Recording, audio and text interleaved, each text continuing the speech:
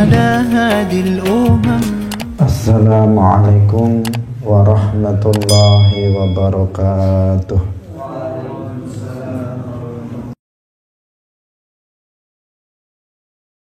Mari kita ikhlaskan niat kita lillahi ta'ala. Qala al-muallifu rahimahullahu ta'ala, was-satru bima yasturu bihi launal basharati.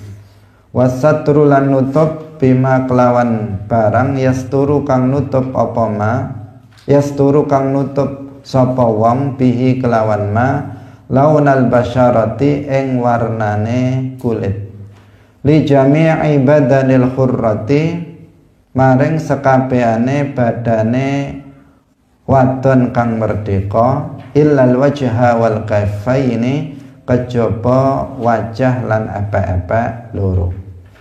Wasatru ma baina surrati lan nutup barang baina surrati kang ing dalem antarane puser warukbati lan dengkul, lidzakari ketuwe wong lanang wal amati lan budak wadon, mingkul lil jawanibi sangking saben-saben sisi lal asfali ora sisi bagian ngisor.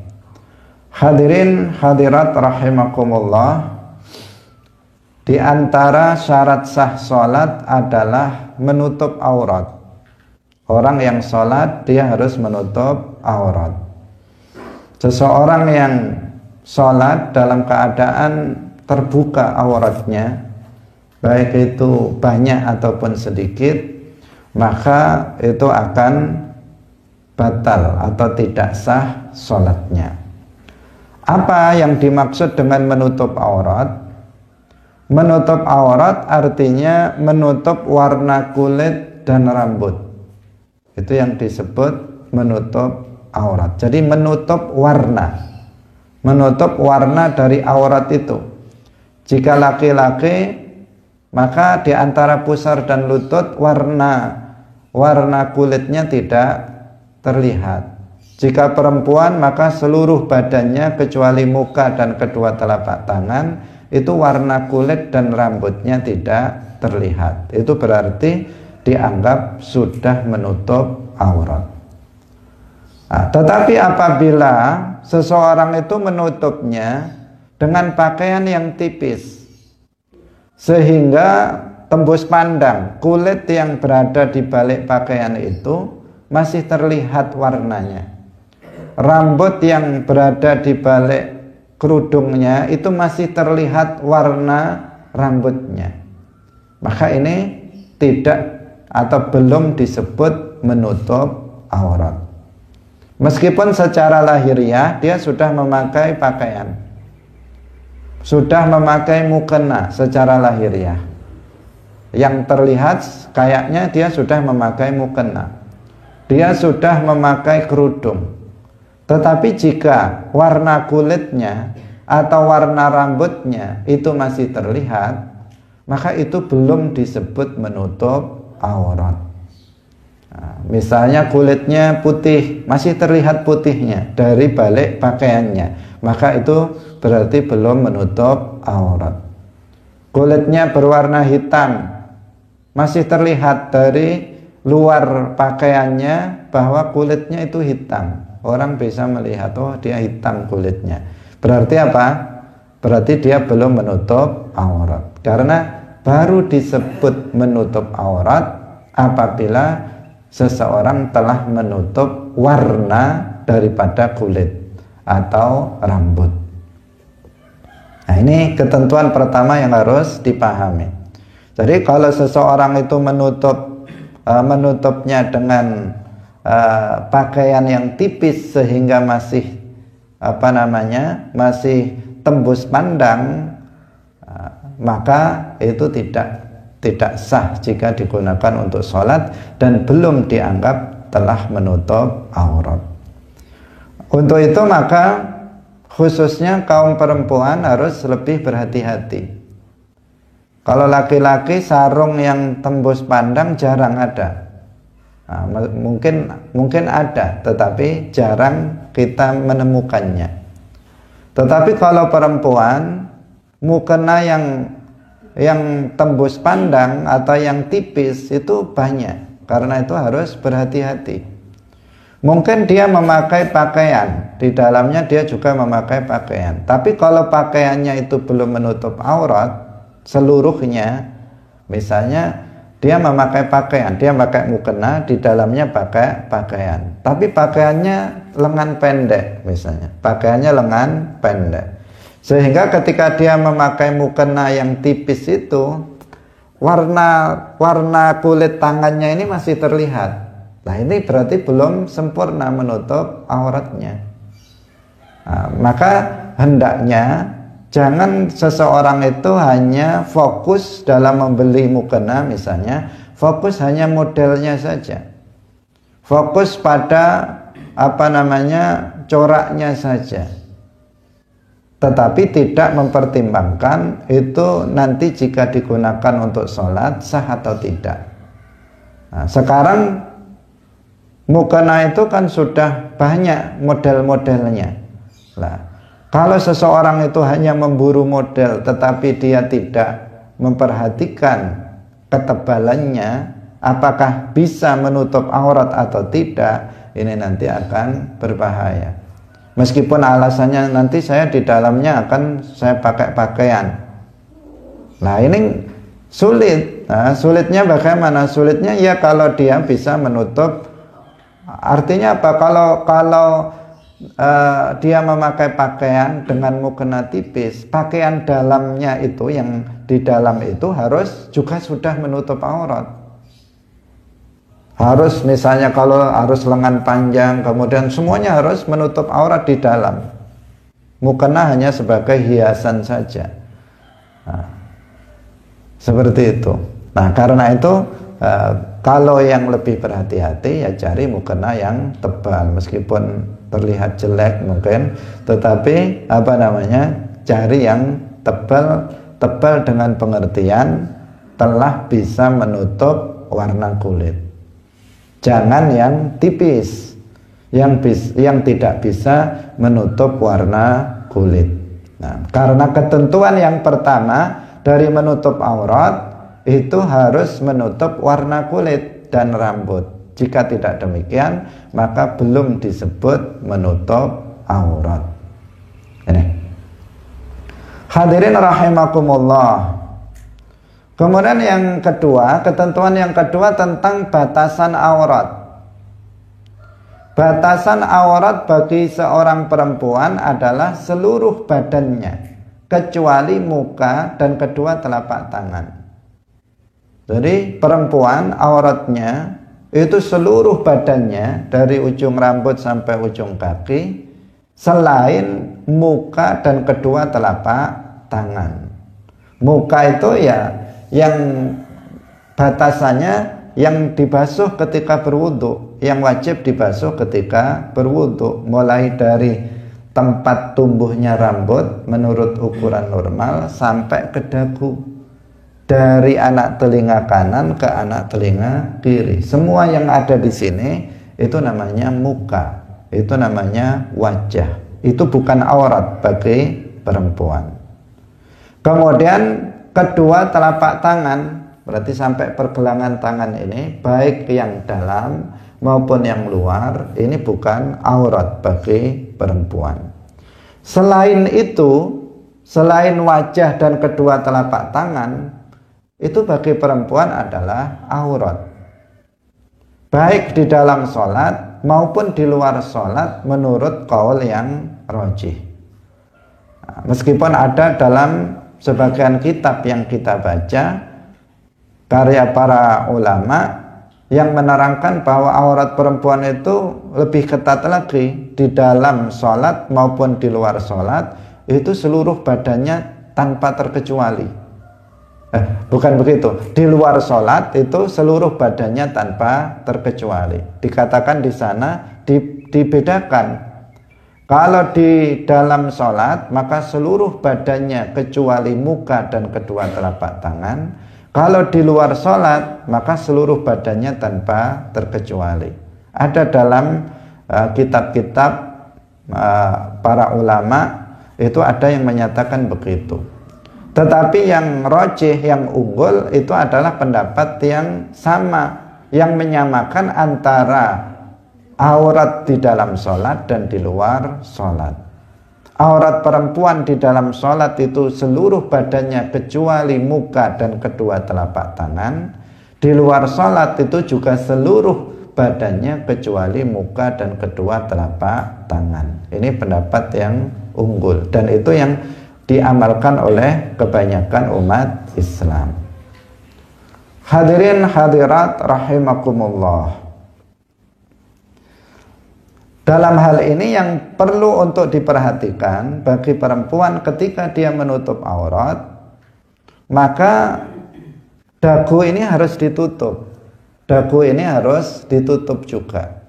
Karena jika tidak tertutup, maka bagian bawah dagu yang masuk dalam aurat itu nanti akan terlihat.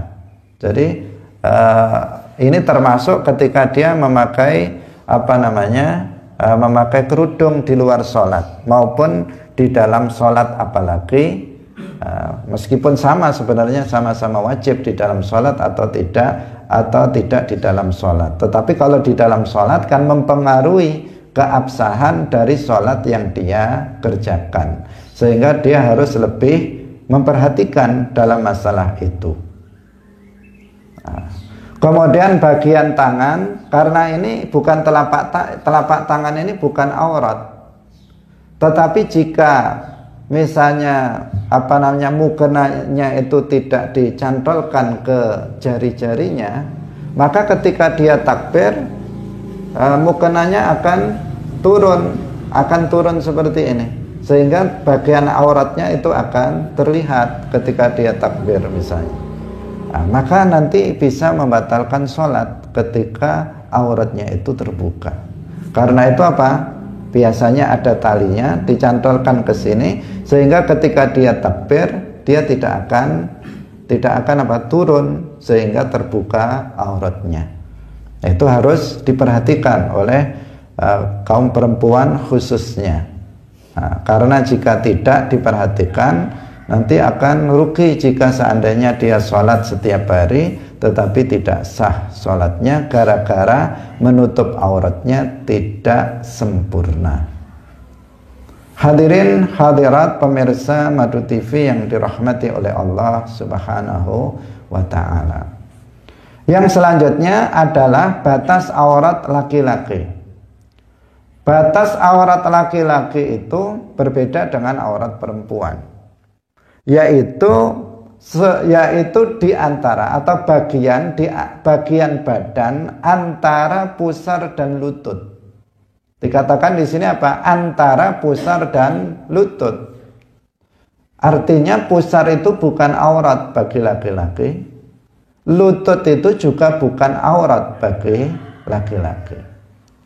Tetapi ketika seorang laki-laki itu sholat, pusar itu harus ditutup, lutut juga harus ditutup. Nah, itu mengikuti kaidah ma la yatimmul wajib illa bihi fahuwa wajib. Sesuatu yang tidak sempurna, kewajiban yang tidak sempurna kecuali dengan itu, maka sesuatu itu menjadi wajib juga. Kenapa demikian? Kalau seseorang laki-laki misalnya pusarnya tidak ditutup, maka ketika dia rukuk, ketika dia sujud, maka akan tertarik sehingga bagian di bawahnya pusar sedikit itu akan terlihat, atau di atas lutut sedikit itu akan terlihat, sehingga lututnya tetap harus ditutup, demikian juga pusarnya juga harus ditutup. Nah, ini harus diperhatikan bagi laki-laki. Ini terlihat bagi laki-laki lebih mudah daripada bagi perempuan. Meskipun demikian, dia harus berhati-hati. Karena banyak kita saksikan, terutama laki-laki yang sholat dengan memakai celana panjang. Laki-laki yang sholat dengan memakai celana panjang. Kalau memakai sarung itu mudah, pokoknya dibebetkan di atas pusar sudah selesai. Dan jarang sarung yang tembus pandang, jarang. Artinya apa? Artinya mudah. Tetapi bagi yang memakai celana panjang itu mengkhawatirkan jika dia sholat. Karena celana panjang itu kan disetel pas apa? Pas pusar, apa namanya? Nggak bisa diataskan lagi. Sehingga kalau misalnya seseorang itu sholat, kemudian dia memakai celana panjang, dikhawatirkan ketika dia rukuk maka akan turun. Bagian belakangnya atau bagian depannya akan turun. Ketika dia sujud juga akan turun celananya itu, sehingga bagian aurat itu akan terlihat. Apalagi orang yang badannya gemuk, perutnya besar. Perutnya besar, celananya mau ditaruh di atas pusar udah jelas nggak bisa. Akhirnya apa? Akhirnya kan sabuknya itu di bawah pusar. Nah kalau dia sholat seperti itu, maka itu akan membahayakan. Nah, karena itu bagaimana kalau orang yang seperti itu memakai celana? Caranya bagaimana? Caranya dia harus memasukkan bajunya. Jadi kalau dia memakai kaos dalam misalnya, maka kaosnya itu dimasukkan ke dalam apa? Ke dalam celana. Jangan tidak dimasukkan. Kalau nggak pakai kaos dalam, ya bajunya dimasukkan ke dalam celana. Itu lebih aman. Itu akan lebih aman. Karena dia bergerak mau rukuk, mau i'tidal, mau sujud, meskipun tertarik-tarik, tetapi baju itu masih di dalam sehingga tidak akan terlihat auratnya, tidak akan terbuka. Nah, meskipun seseorang pakai baju, tetapi kalau itu tidak dimasukkan, maka auratnya masih rawan akan terlihat dari samping aurat. Nah, karena itu ini harus diperhatikan oleh kaum laki-laki. Jadi menutup aurat bagi laki-laki lebih mudah daripada bagi perempuan. Tetapi kita juga menyaksikan banyak laki-laki yang ketika sholat menutup auratnya nggak sempurna. Karena dalam perjalanan atau bagaimana dia sholat pakai celana, kemudian apa? Kemudian dia tidak memperhatikan bagaimana menutup aurat itu, sehingga auratnya terlihat ketika dia sholat. Nah, terlihat di sini nggak harus ada orang yang melihat. Nah, jangan sampai disalah pahami. Terlihat sepi kok, nggak ada yang melihat, meskipun terbuka tetapi nggak ada yang melihat, berarti nggak masalah. Bukan begitu. Nah, terlihat di sini artinya apa? Terbuka, aurat itu terbuka, meskipun nggak ada orang yang lihat.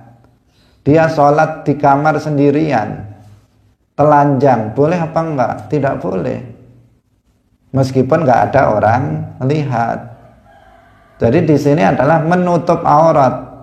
Kalau auratnya itu terbuka, baik dilihat oleh orang atau tidak dilihat oleh orang, maka itu tidak sah sholatnya. Jika apa tadi? Terbuka auratnya tersebut.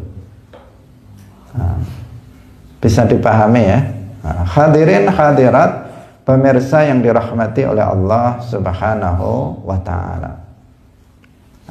Demikian juga bagi budak perempuan, itu auratnya sama dengan laki-laki. Dia perempuan tetapi dia budak, maka auratnya sama dengan laki-laki, yaitu di antara pusar dan lutut. Tetapi budak ini hari ini sudah nggak kita temukan, khususnya di Indonesia, apalagi nggak ada budak, baik budak laki-laki maupun budak perempuan, karena perbudakan itu sekarang sudah nggak ada lagi.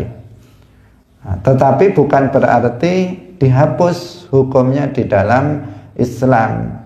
Nah, tetapi mekanisme untuk terjadinya perbudakan hari ini tidak memungkinkan. Karena perbudakan itu dimungkinkan terjadi ketika ada peperangan. Ketika tidak ada peperangan, maka tidak dimungkinkan adanya sebuah perbudakan. Hadirin hadirat yang dirahmati oleh Allah Subhanahu wa taala. Kemudian mu'alif mengatakan min kullil jawanib lal asfal. Menutup aurat itu harus dari semua sisi, tidak dari sisi bawah, dari semua arah, dari atas, dari depan, dari belakang, dari kanan, dari kiri, semuanya harus harus tertutup auratnya. Harus tertutup, dari depan nggak terlihat auratnya, dari belakang tidak terlihat, dari kanan, dari kiri tidak terbuka. Nah, tidak terlihat artinya apa? Tidak terbuka auratnya. Illal asfal, kecuali dari arah bawah. Kalau dari arah bawah terlihat, maka itu tidak berbahaya, tidak masalah. Misalnya seseorang pakai sarung, kalau dilihat dari bawah kan kelihatan, ya kan? Orang pakai mukena, kalau dilihat dari bawah pasti kelihatan. Misalnya ada seseorang sholat di lantai 2 yang misalnya bukan hanya terbuat dari kayu misalnya, sehingga ada lubang-lubangnya, dilihat dari bawah auratnya kelihatan. Itu bagaimana? Itu tetap sah. Karena aurat yang wajib ditutup itu dari semua sisi kecuali dari bawah aurat. Kecuali dari bawah aurat. Maka di sini ada yang perlu diperhatikan bagi laki-laki. Misalnya, kalau dia sholat memakai baju yang sangat longgar, dia memakai baju yang sangat longgar, kebesaran bajunya, sehingga di sini terbuka di atasnya. Kalau dia lihat dari lubang sini, maka terlihat auratnya. Nah, maka di sini tidak sah, sebab tidak sah menutup auratnya. Dianggap dia tidak menutup aurat. Karena apa? Terbuka dari atas. Terbuka dari atas. Maka yang tadi, yang benar tadi, atau yang lebih berhati-hati tadi, bajunya dimasukkan ke dalam celana atau ke dalam sarung. Maka itu sudah sangat sudah sangat tertutup auratnya. Tetapi kalau enggak, kalau tidak dimasukkan ke dalam bajunya, atau kaos dalamnya tidak dimasukkan ke dalam sarung atau celana, kemudian dia memakai pakaian yang sangat longgar sehingga kalau begini akan terlihat auratnya, maka itu berarti belum memenuhi kriteria dalam menutup aurat. Ini satu hal. Kemudian yang kedua, bagi perempuan, karena menutup aurat ini harus dari semua sisi kecuali dari sisi bawah, maka hendaknya dihindari memakai mukena potongan, karena itu membahayakan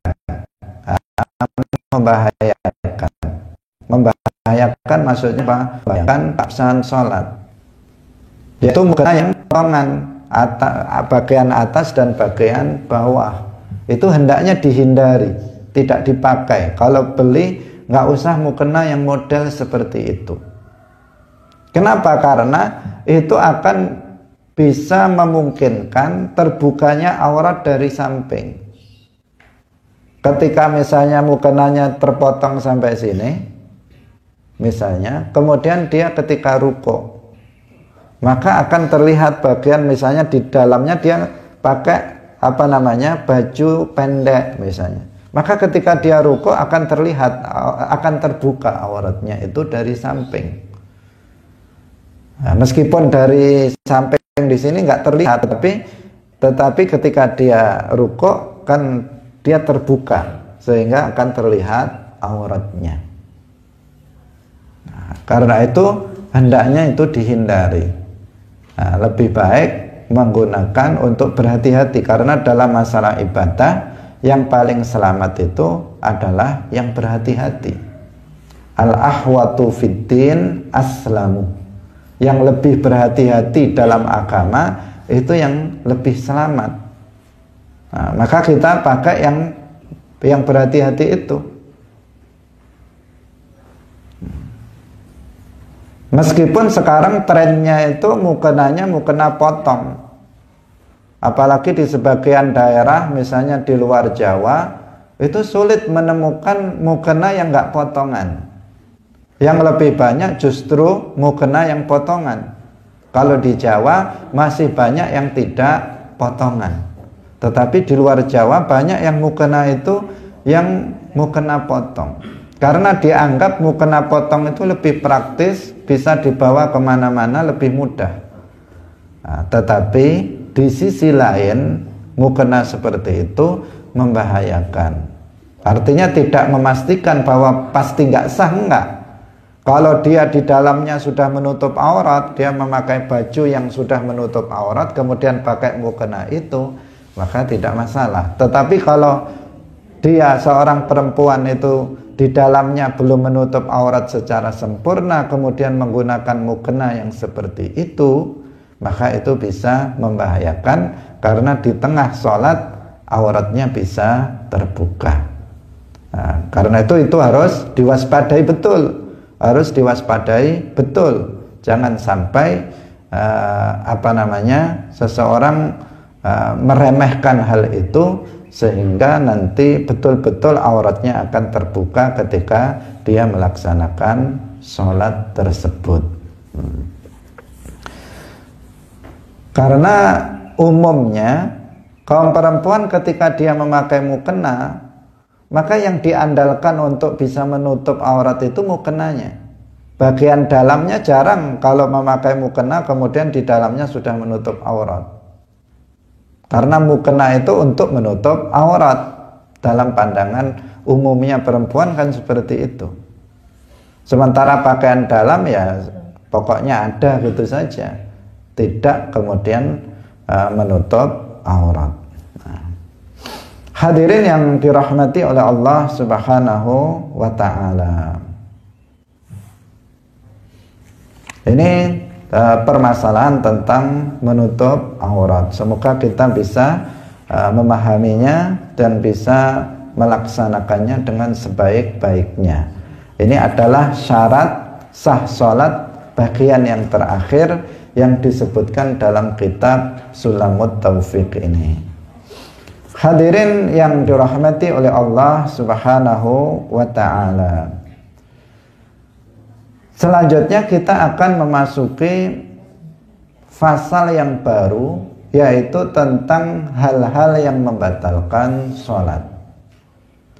Faslun wa tabtulus sholatu bil kalami walau bi harfaini au bi harfin mufhimin illa innasiya wa qalla wa bil af'alil katsiratil mutawaliyati kathalasi harakatin wa bil harakatil mufritati wa bi ziyadati ruknin fi'liyyin wa bil harakatil wahidati lil la'ibi.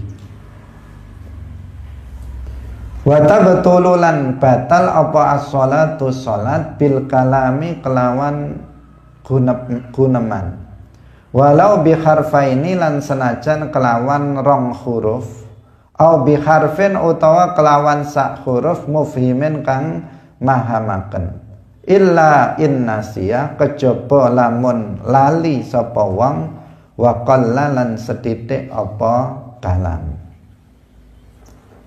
Hadirin rahimakumullah, pemirsa Madu TV yang berbahagia, di antara hal yang membatalkan sholat adalah berbicara.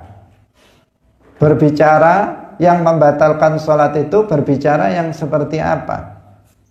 ketentuannya yang pertama, berbicara dengan perkataan yang ditujukan kepada manusia, bukan zikir. Kalau zikir tidak membatalkan sholat, meskipun zikir yang dibaca itu bukan bacaan-bacaan yang biasa dibaca dalam sholat, tetapi dia berzikir dalam sholat, dia mengatakan Allah, Allah, misalnya Allahu Akbar, maka itu tidak membatalkan sholat. Nah, yang membatalkan itu apabila perkataan itu adalah perkataan yang ditujukan pada manusia. Perkataan manusia seperti misalnya saya mau makan, misalnya saya capek, misalnya kayak gitu, itu kan perkataan manusia yang bukan zikir. Itu yang bisa membatalkan sholat. Nah, sementara yang zikir itu tidak membatalkan sholat. Nah, ini yang pertama. Yang kedua, perkataan yang membatalkan sholat itu apabila dilakukan dengan sengaja. Apabila seseorang itu lupa dan perkataannya itu sedikit, maka itu tidak membatalkan sholat. Lupa dan perkataannya itu sedikit, maka itu tidak membatalkan sholat.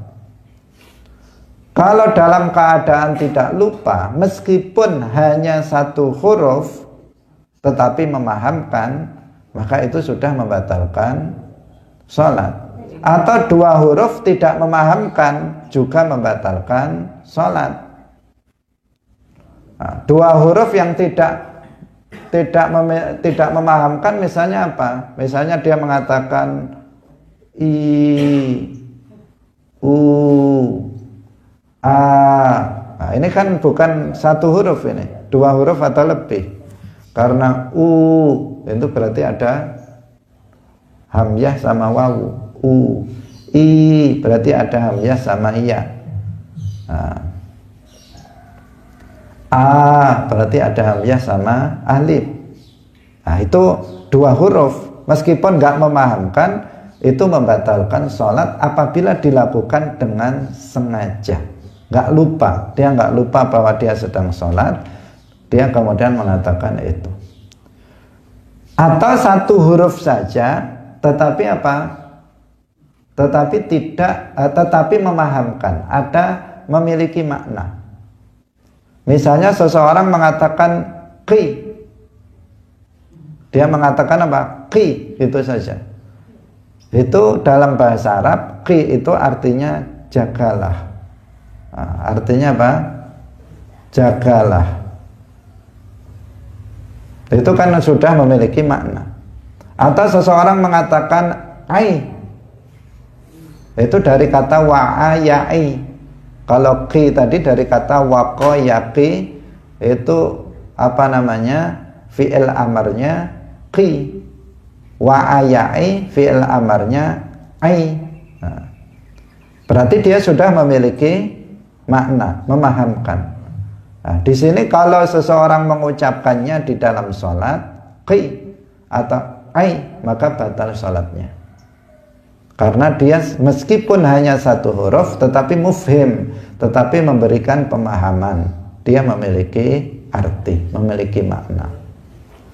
Atau dua huruf meskipun nggak memiliki makna, tidak memahamkan, itu juga membatalkan sholat. Seperti A, I, U, itu membatalkan sholat. Meskipun apa? Tidak memahamkan. Meskipun tidak memahamkan. Berarti kalau satu huruf tidak memahamkan, satu huruf tidak memahamkan, itu tidak membatalkan sholat. Yang membatalkan apa? Satu huruf memiliki makna, memahamkan, atau satu huruf lebih meskipun tidak memahamkan, itu sudah membatalkan sholat. Ini ketentuannya. Kalau seseorang itu tidak sengaja, dia lupa kalau sedang sholat, dikira sedang jagongan di warung. Nah, karena saking nggak khusyuknya kalau sholat, saking ngelamunnya kemana-mana, dia sholat itu nggak ingat kalau dia sedang sholat, dikira sedang jagongan. Kemudian ngomong sendiri, dalam sholat itu ngomong sendiri. Itu bagaimana? Jika perkataannya itu sedikit, maka tidak batal karena lupa. Tetapi jika perkataannya itu banyak, maka itu membatalkan apa? Membatalkan sholat. Nah, batasan sedikitnya itu berapa? Yaitu 6 kalimat. 6 kalimat. Bukan 6 kata, 6 kalimat. Misalnya, pergilah kamu ke pasar, 1 kalimat. Belikan aku pakaian. Nah, itu dia ngomong seperti itu. Itu 2 kalimat, Mas Yan. Nah, minimal 6 kalimat. Kalau lebih dari 6 kalimat, maka batal sholatnya. Ini jika dalam keadaan lupa. Jika tidak dalam keadaan lupa, 1 huruf pun kalau memahamkan itu batal. 2 huruf meskipun nggak memahamkan, maka batal juga. Nah, kasusnya jika lupa bahwa dia sholat, lupa bahwa dia sedang sholat, kemudian dia berbicara, selama perkataan itu tidak lebih dari 6 kalimat, maka tidak batal sholatnya. Tetapi jika lebih dari 6 kalimat, maka batal sholat dia. Hadirin yang dirahmati oleh Allah Subhanahu wa ta'ala. Nah, sedangkan zikir itu tidak membatalkan sholat. Misalnya seseorang sedang sujud, kemudian dia zikirnya lama, bukan hanya bacaan sujud saja 3 kali dia baca sampai 100 kali waktu sujud misalnya, atau dengan zikir yang lain, zikrullah, maka itu tidak membatalkan sholat karena zikrullah. Nah, yang membatalkan sholat adalah kalamun nas, perkataan yang perkataan manusia, maksudnya adalah bukan zikrullah. Hadirin yang dirahmati oleh Allah Subhanahu wa ta'ala. Kemudian wabil af'alil katsiratil mutawaliyah. Salat itu juga batal, atau diantara yang membatalkan salat adalah perbuatan yang banyak yang berturut-turut. Kalau dalam matan ini seperti 3 gerakan berturut-turut. Jadi bergerak yang banyak, melakukan perbuatan yang banyak. Atau ini ketentuan yang pertama ya. Artinya di sini secara umum seseorang melakukan sebuah perbuatan itu hukumnya bisa membatalkan sholat. Tapi ada ketentuan-ketentuannya yang membatalkan sholat. Yang pertama adalah bergeraknya itu banyak. Nah, bergerak yang banyak ini di sini ada khilaf di antara para ulama. Pendapat yang masyhur, yang umum itu mengatakan gerakan atau perbuatan banyak itu adalah seperti 3 gerakan berturut-turut. Jadi kalau ada seseorang bergerak 3 kali berturut-turut, bukan bergerak 1 kemudian diam, nanti gerak lagi, kemudian nanti gerak lagi, itu enggak, itu tidak membatalkan sholat. Tetapi yang membatalkan sholat itu bergerak secara berturut-turut, 3 kali secara berturut-turut. Misalnya dia melangkahkan kakinya 3 kali berturut-turut, atau dia menggerakkan tangannya 3 kali berturut-turut, maka itu yang membatalkan sholat menurut sebagian ulama. Sebagian ulama yang lain dan sebagian ulama menganggap bahwa pendapat yang kedua ini itu lebih kuat, lebih dekat dengan dalil, yaitu apabila gerakan itu memakan waktu 1 rakaat. Jadi tidak harus bergerak 1 rakaat, enggak. Tetapi dia bergeraknya itu sering sekali. Sehingga kalau dikalkulasikan waktu dia bergerak itu memakan waktu 1 rakaat. Maka ini disebut, maka di sini baru membatalkan sholat. Jadi ini berarti lebih longgar. Pendapat yang kedua ini lebih longgar. Kalau seseorang misalnya bergerak 3 kali berturut-turut, asalkan tidak sampai memakan waktu 1 rakaat, maka itu tidak batal sholatnya. 1 rakaat itu berapa?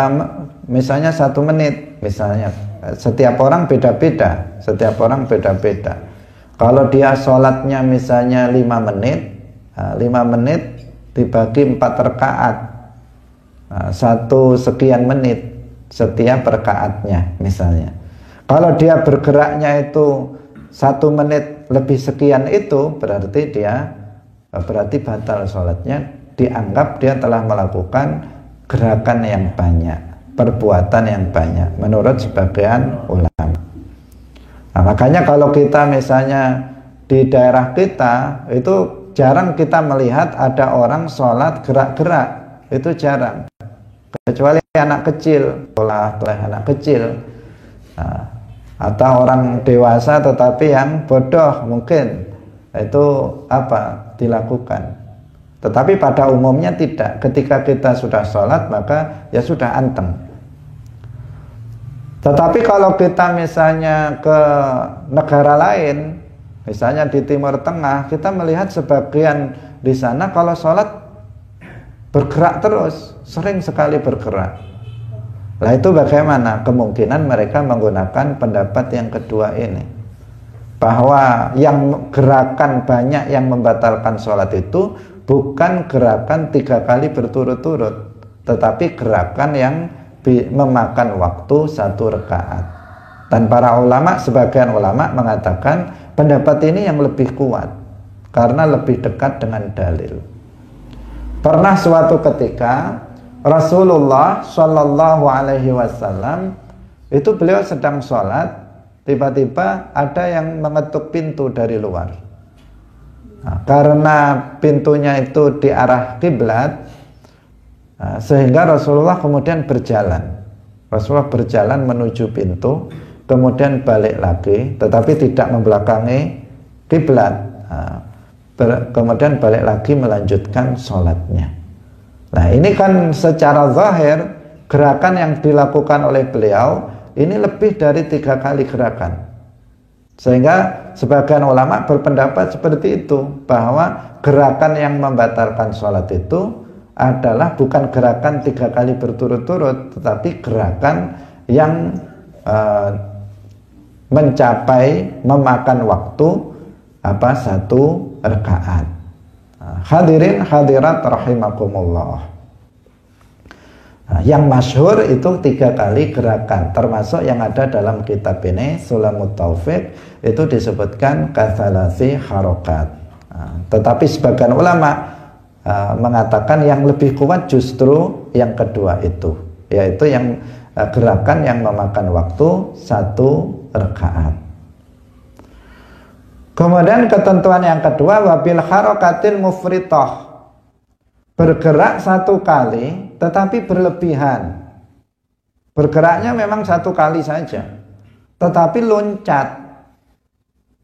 Dia loncat ya. Loncat ini kan, kalau ada orang loncat kan kayak bukan orang sholat. Itu artinya apa? Berlebihan, melakukan gerakan yang berlebihan. Meskipun hanya 1 kali, maka sholatnya batal. Kemudian yang berikutnya, wabiziyadati ruknin fi'liyin, menambah rukun perbuatan. Rukuknya 2 kali, sujudnya 3 kali misalnya, itu menambah. Rukuk cukup 1 kali dalam 1 rakaat. Dia setelah rukuk berdiri, rukuk lagi. Nah ini berarti nambah apa? Nambah rukun perbuatan. Itu membatalkan sholat. Sujud 2 kali, dia sujudnya 3 kali, berarti duduk di antara 2 sujudnya 2 kali. Ini juga membatalkan sholat.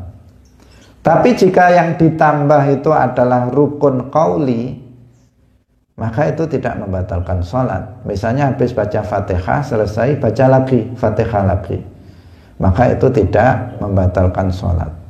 Setelah membaca tasyahud akhir kemudian baca lagi, maka itu tidak membatalkan sholat. Yang membatalkan apabila seseorang itu menambahi rukun perbuatan seperti ruku', seperti sujud, seperti duduk di antara 2 sujud, seperti berdiri. Misalnya berdirinya jadi 4 rakaat misalnya.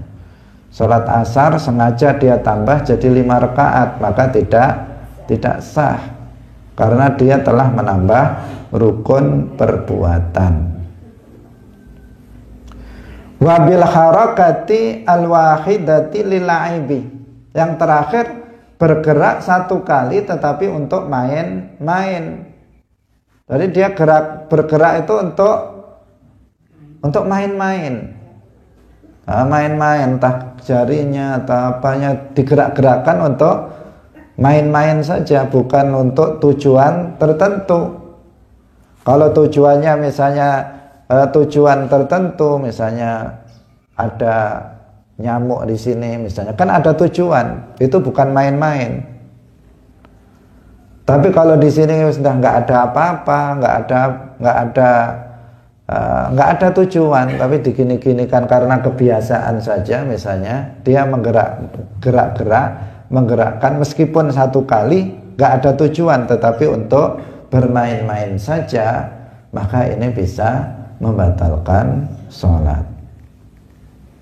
Hadirin hadirat rahimakumullah, masih banyak lagi hal-hal yang membatalkan sholat. Yang ini juga harus diperhatikan. Dari syarat sah sholat harus diperhatikan. Hal-hal yang membatalkan sholat harus diperhatikan. Kemudian rukun-rukun sholat 3 ini harus diperhatikan agar sholat kita itu sah. Karena seseorang yang sholat kemudian dia melakukan hal-hal yang membatalkan sholat, maka sholatnya batal. Seseorang yang sholat tanpa memenuhi syarat-syarat sah sholat, maka sholatnya tidak sah. Orang yang sholat tetapi dia meninggalkan salah satu dari rukun sholat, maka sholatnya juga tidak sah. Maka syarat sah sholat, kemudian hal-hal yang membatalkan sholat, kemudian rukun-rukun sholat, ini harus betul-betul dipahami agar sholat yang kita kerjakan itu bisa sah. Harus itu dilakukan, mengingat sholat adalah kewajiban yang paling wajib setelah iman kepada Allah dan Rasulnya. Yang paling wajib, yang wajib dipelajari pertama kali, yang paling utama adalah iman. Setelah itu adalah sholat 5 waktu. Untuk itu harus kita melakukannya berdasarkan ilmu, agar sholat yang kita lakukan sesuai dengan sholatnya Rasulullah Shallallahu Alaihi Wasallam. Karena beliau bersabda, "Shallu kama ra'aitumuni usolli." Sholatlah kalian sebagaimana kalian melihat aku sholat. Dan kita dimudahkan oleh para ulama. Para ulama sudah merumuskan seperti apa sholatnya Nabi. Dengan dirumuskan ada namanya rukun sholat, ada namanya syarat sah sholat, ada namanya apa? Hal-hal yang membatalkan sholat. Pada masa Nabi, para sahabat belum dirumuskan seperti itu. Judul hal-hal yang membatalkan sholat 1, 2, 3, nggak ada pada masa Nabi rumusan seperti itu. Tetapi mereka langsung mengikuti Rasulullah Shallallahu Alaihi Wasallam, melihat sholatnya Rasulullah. Sekarang sudah kita dimudahkan. Karena itu kita harus, atau tidak ada alasan bagi kita untuk tidak belajar sholat dengan benar. Hadirin rahimakumullah, demikian pengajian kita pada pagi hari ini. Insya Allah besok akan kita lanjutkan kembali dalam pembahasan berikutnya tentang hal-hal yang membatalkan sholat lainnya. Semoga bermanfaat.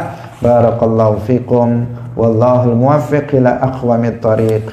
Wassalamualaikum warahmatullahi wabarakatuh.